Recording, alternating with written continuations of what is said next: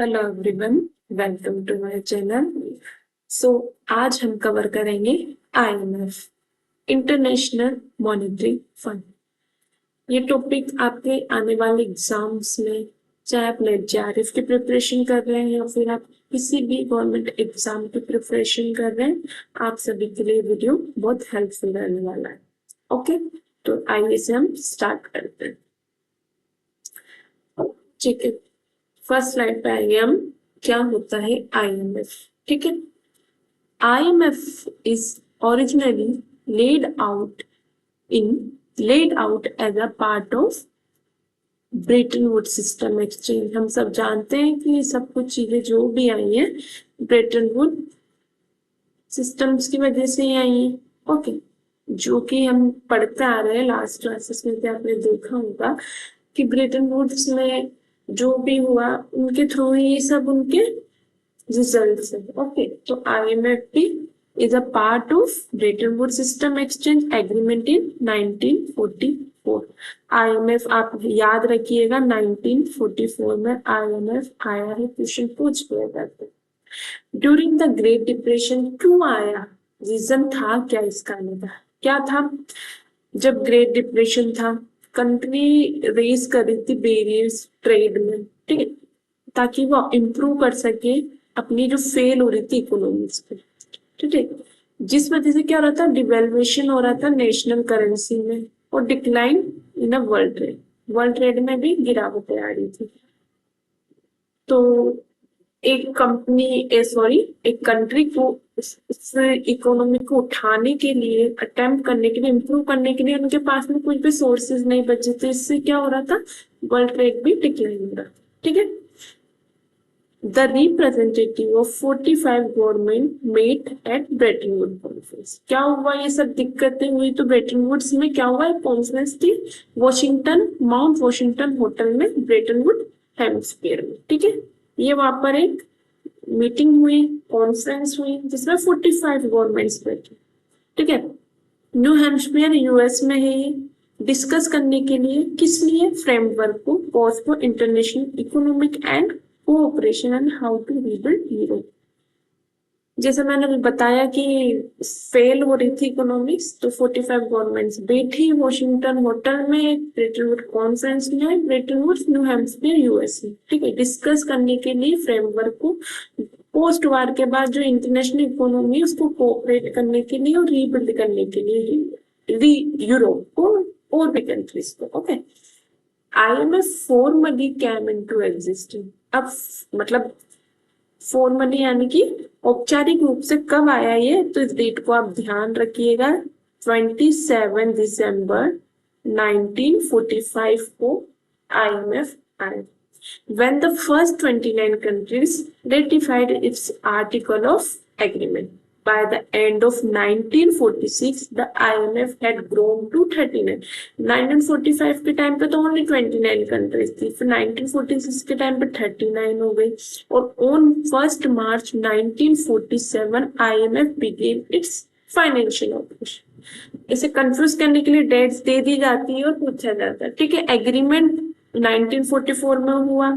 ठीक है, फॉर्मली आया 27 दिसंबर 1945 को, और इसने वर्क करना अपना स्टार्ट किया 1 मार्च 1947 को, और 8 मई को फ्रांस जो था फर्स्ट कंट्री बना था इससे लोन लेने वाले, बोरो करने के लिए। Okay, international monetary fund is an international organization. ठीक है, एक इंटरनेशनल, जानते हैं हम, इसका हेडक्वार्टर भी पूछ लिया जाता है, ध्यान रखिएगा, इसका हेडक्वार्टर है Washington DC. Consist of 190 countries है, ये चेंज होती रहती है, बट हाँ करंटली इसमें 190 कंट्रीज है। Okay, working to foster global monetary cooperation, secure financial stability. किस किस के लिए वर्क करता था ये? ग्लोबल मॉनेटरी कोऑपरेशन के लिए, सिक्योर कर सके फाइनेंशियल स्टेबिलिटी को, फैसिलिटेट करता था इंटरनेशनल ट्रेड, प्रमोट करता था हाई एम्प्लॉयमेंट को। ठीक है, सस्टेनेबल इकोनॉमिक ग्रोथ भी होती थी इससे, और ये पॉवर्टी को भी रिड्यूस करता था। ठीक है, इस काम के लिए IMF आया। Geeta Gopinath was appointed as a chief economist of IMF। Chief economy जो था वो IMF का कौन था? गीता गोपीनाथ। 1 अक्टूबर 2018। कौन थी ये? She received her PhD in economy from Princeton university. Okay, इसको स्टेबलाइजेस किया गया इस ग्लोबल इकोनॉमी को 3 वे में किया गया। फर्स्ट आईएमएफ को, फर्स्ट तो क्या किया गया इसमें, it's monitor global condition and identify risk. क्या किया गया? ग्लोबल कंडीशन को देखा गया, मॉनिटर किया गया और आइडेंटिफाई किया गया क्या क्या रिस्क है। सेकेंडली इसमें एडवाइस किया मेंबर्स को कि वो इम्प्रूव करें अपनी इकोनॉमी, उन्हें बताया गया कैसे इम्प्रूव किया जाए। थर्ड इसमें क्या था, ये प्रोवाइड करता था टेक्निकल असिस्टेंट और short term loan financial crisis को ठीक करने के लिए। Okay, now please a central role in the management of balance of payment.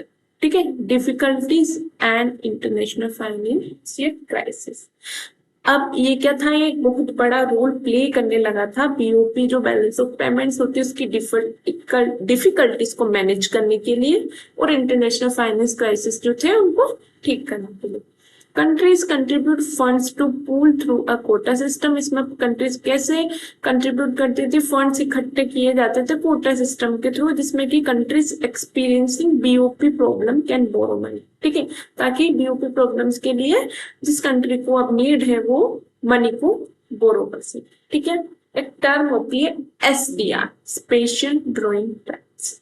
इसको एक्सडीआर भी बोला जाता है और एक्सडीआर देके आपसे ये दे दिया जाता है और बच्चे कंफ्यूज हो जाते हैं कि इसका तो एक्स से स्टार्ट ही नहीं हो रहा है, बट एस डी आर को ही एक्स डी आर पूछा जाता है और ये नेट जेआरएफ में तो स्पेशली ये क्वेश्चन आया हुआ। ओके, कब आया ये, कब क्रिएट किया गया? आईएमएफ के द्वारा क्रिएट किया गया 1969।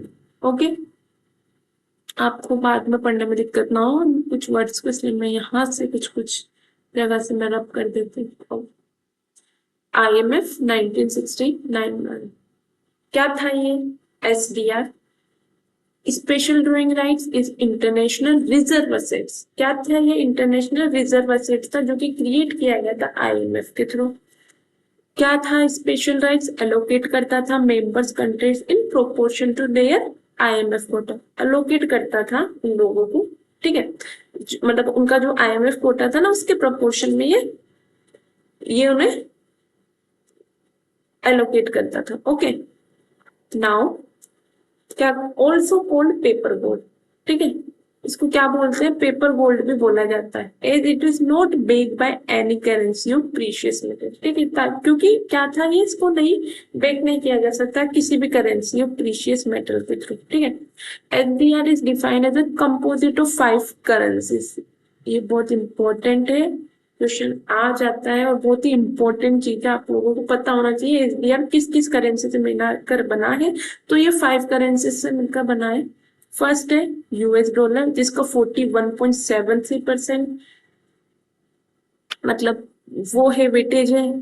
ठीक है, यूरो है 30.93%, रेनमिनबी यानी चाइनीज युआन है इसमें 10.92%, जापानीज येन है 8.33%, ब्रिटिश पाउंड है इसमें 8.09%। तो इन 5 कंपोजिट करेंसी से एसडीआर बना है। Used only among government of member countries and IMF for balance of payments। इसको कौन यूज कर सकता था? जो गवर्नमेंट जो कि मेंबर कंट्रीज थी IMF की और जो बीएपी में सेटलमेंट करने के लिए इसका यूज होता था। ठीक है, अब IMF फंडामेंटल मिशन क्या था? इसका मिशन इंश्योर करना था स्टेबिलिटी को IMF इंटरनेशनल मॉनेटरी सिस्टम। ठीक है, क्या करता था ये? इकोनॉमिक सर्विलेंस मींस जो कि IMF में ओवरसीज इंटरनेशनल मॉनेटरी सिस्टम। ठीक है, ओवरसीज करना था IMF में इंटरनेशनल मॉनेटरी सिस्टम को, मॉनिटर करना था इकोनॉमी और फाइनेंशियल पॉलिसी 189 मेंबर कंट्रीज की। ठीक है, as a part of this process which takes place both at the global level and in individual country, the IMF highlight possible risk to stability and advances on needed policy adjustment। ये जो कि economic surveillance मतलब जो survive कर रहे थे उन लोगों के लिए हेल्प करता था। कैसे करता था ये हाईलाइट करता था पॉसिबल रिस्क टू स्टेबिलिटी और एडवाइस देता था नीडेड पॉलिसी एडजस्टमेंट के लिए। ठीक है, लैंडिंग हम जानते हैं ये लोन्स प्रोवाइड करता था। Loans to member countries experiencing actual और potential balance of payment. BOP पे इसने फोकस किया। बीओपी में जो प्रॉब्लम्स आती थी उनको हटाने के लिए, उनको रीबिल्ड करने के लिए दिया जाता था। कैसे दिया जाता था? To rebuild their international reserve, stabilize their currencies, continue paying for imports and restore condition for strong economic growth while correcting underlying problem। इसके लिए लोन दिया जाता था। कैपेसिटी डेवलपमेंट में भी ये बहुत हेल्प करता था। IMF work with the government around the world to modernize their economics policy, okay, and institution and train their people. This helps countries train their economy, improve growth and create job। क्या करता था? Capacity development में help करता था। कैसे करता था? Economic policy को मॉडर्नाइज करता था, ट्रेन करता था पीपल्स को, हेल्प करता था कंट्रीज की स्टेट को, ताकि उनकी इकोनॉमी को इम्प्रूव करने के लिए, ग्रोथ करने के लिए और जॉब क्रिएट करने के लिए। तो ये था IMF, जो कि हमने अच्छे से कवर किया है। आई होप आपको मेरी वीडियोस अच्छी लगती होंगी। अगर आपको मेरी वीडियोस अच्छी लगती है तो मेरे चैनल को लाइक करें, सब्सक्राइब करें, कमेंट करें एंड शेयर करें। Thank you.